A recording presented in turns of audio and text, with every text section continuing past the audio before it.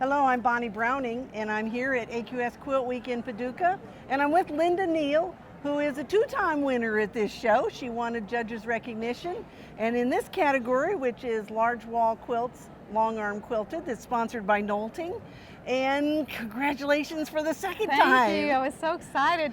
2 quilts in, two ribbons won. Yes, well, that means you're really lucky, and it also means that you're a really good quilter because the judges liked your work. They did, they did. Well, so tell us about this quilt. This quilt is called 'Twas the Night Before Christmas. It was a pattern by P3 Designs.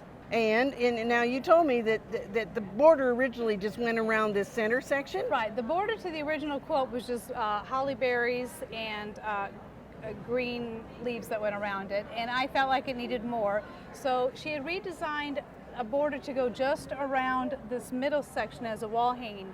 So I decided I wanted to take it, I elongated it, tripling the snowman to make it the right length, 74 inches to go all the way around. Well, and I love the diamonds, and you said that wasn't very easy. No, the diamonds weren't easy. The original pattern has a 1-inch strip going around, but I felt like it needed a little more something to soften the look. So at first I was going to paper piece the diamonds, but then I decided that it would be too many seams. So I decided to applique them. But as I was appliquing them, even though they were glue basted, they still stretched. So I ended up having to put the diamonds in the corners to make them perfect, the diamonds here, and then fussy cut these in because some of them are 1/8 of an inch difference so that they'd kiss up perfectly. And of course, by doing that, you don't see that either. You don't see any seams. You don't. The corners all match? The corners all match. All the tips come together. Okay, and so I love all of the detail, and actually I really love the fabric that you've chosen for all the different details. Yes, I love collecting fabric. I collect fabric all over the place, every quilt store I go to, and I audition many fabrics to find just the right one. Well, and so tell us about this. The original pattern had Santa smoking a pipe, and being a neonatal nurse, I couldn't really support Santa smoking.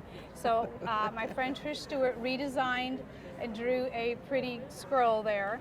And so I thought about what Santa would have on that scroll. Well, he'd have naughty and nice.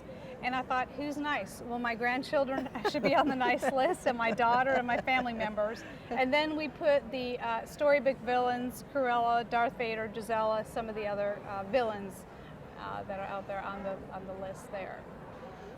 Well, and all of the other detail, my goodness, you've done lots of embroidery, and this had to be a fun thread to work with. Yes, this was a Wiley metallic, which was difficult to work with. But on the reindeer, they even have initials. There's only 5 reindeer.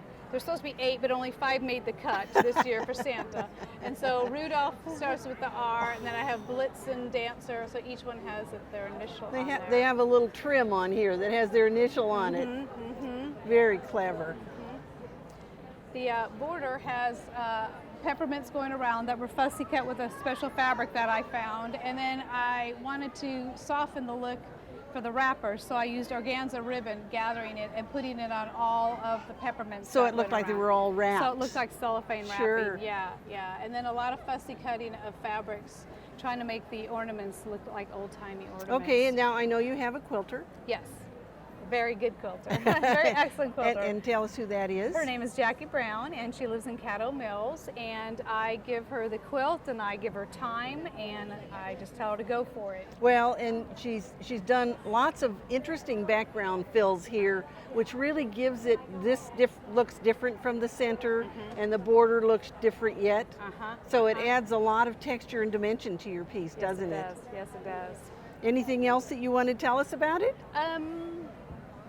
My angels we have the patent leather shoes that are in the original pattern, because in my world, angels don't wear shoes. Well, it's another fun quilt, and I know everyone that's out here watching us do this interview is having a good time learning more about it. I hope we'll see more entries from you, Linda. I hope so too. And we hope we'll see entries from you as well. There's still time to enter the fall shows. You can do that all online by going to quiltweek.com. Thanks for watching.